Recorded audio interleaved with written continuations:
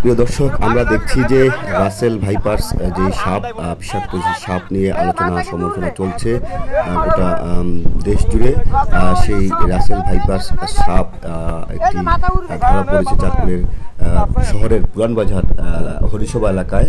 এখানে নদীর পাড়ে জেলেদের জালের মধ্যে এই রাসেল ভাইপার্স একটি সাপ আটকে গেছে। সেটি উদ্ধার এবং ধরার চেষ্টা করছে স্থানীয় জেলেরা। আমরা আপনাদেরকে দেখানোর চেষ্টা করব যে রাসেল ভাইপার্স এই সাপটি আসলে চাঁদপুরে চলে এসেছে এবং চাঁদপুরের ইতিমধ্যে বেশ কয়েক জায়গায় এই সাপটি দেখা গিয়েছে।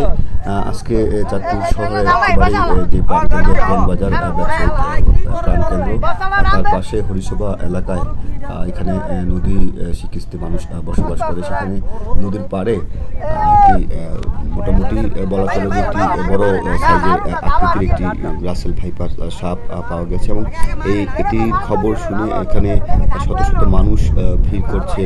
মানুষ এসেছে, উৎসুক জনতা এখানে ভিড় করছে। তারা সবাই দেখছে। আসলে মানুষ একজন জেলেকে দেখা যাচ্ছে, তিনি খুব সাহসের সাথে এই সাপটিকে জব্দ করার চেষ্টা করছেন। জালের মধ্যে এখানে নদীর পাড়ে যে বালু ভর্তি যে জিও ব্যাগ সেটি ফেলা হয় নদী ভাঙন প্রতিরোধে, সেই জিও ব্যাগের ভিতরে এই সাপটি আটকে লুকিয়ে আছে। সেটি উদ্ধার জব্দ করার চেষ্টা করছে স্থানীয় জেলেরা। ভয় করে সাপটি নদীতে বন্যা হয়, যে আমাদের পার্শ্ববর্তী যে দেশগুলো রয়েছে সেখান থেকে বন্যার স্রোতে এই সাপগুলো আসলে আমাদের এই অঞ্চলে এসছে এবং এটি বেশ একটি আতঙ্ক ছড়িয়েছে গোটা বাংলাদেশে। আমরা দেখছি যে সামাজিক যোগাযোগ মাধ্যম, পত্রপত্রিকা এবং ফেসবুক সকল জায়গায় এটি নিয়ে বেশ কথা হচ্ছে এবং এটি নিয়ে সাধারণত অনেক মানুষই আতঙ্কিত হয়ে পড়েছেন। এবং আমরা শুনেছি যে এই সাপটি ধরলে 50,000 টাকা পুরস্কার কথাবার্তা দিয়েছেন। আসলে মূলত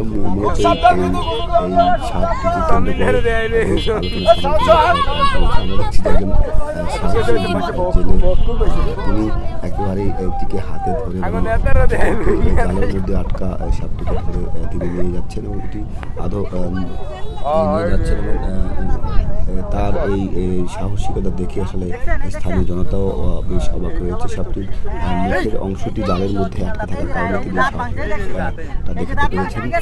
আমরা দেখছি যে শত শত উৎসুক জনতা ভিড় করেছে এই চাঁদপুরের হরিসভা নদীর পাড় এলাকায়। রাসেল ভাইপার্স সাপ বর্তমানে টপ অফ দ্য